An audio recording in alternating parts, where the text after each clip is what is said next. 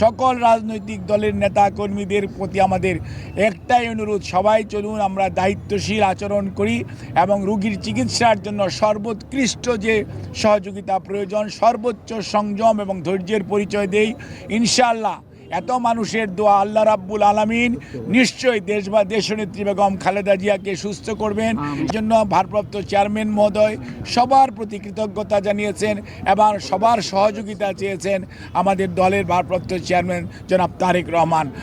আপনাকে আমি একটা জিনিস আপনাদের সবার মাধ্যমে দেশবাসীকে সবাইকে আশ্বস্ত করতে চাই, চিকিৎসা করার দায়িত্ব হসপিটালের চিকিৎসা কর্মী স্বাস্থ্যকর্মী যারা আছে, ভালো করার মালিক আল্লাহ রাব্বুল আলামিন।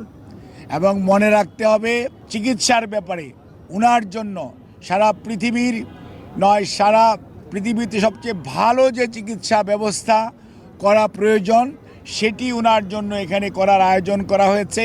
এবং আমরা যত তাড়াতাড়ি সম্ভব যখনই শারীরিকভাবে চিকিৎসকরা বিশেষ করে মেডিকেল বোর্ড এই দেশি বিদেশি চিকিৎসকদের সমন্বয়ে গঠিত এই মেডিকেল বোর্ড ওনাকে দেশের বাইরে নিয়ে যাওয়া ব্যাপারে কোনো ধরনের পরামর্শ দিবেন আপনাদের মাধ্যমে, আমরা তখন সবাইকে আমরা জানাবো।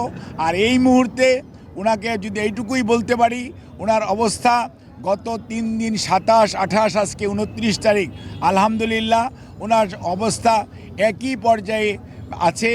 এবং এটাকে আমরা ডাক্তারি ভাষায় যদি বলি অর্থাৎ শি ইজ মেনটেইনিং দি ট্রিটমেন্ট, অর্থাৎ চিকিৎসকরা যে চিকিৎসা দিচ্ছে এই চিকিৎসা উনি গ্রহণ করতে পারছেন। কাজে এই চিকিৎসা যাতে উনি গ্রহণ করে সুস্থ হয়ে যেতে পারেন সেই জন্য আপনারা সবাই দোয়া করবেন।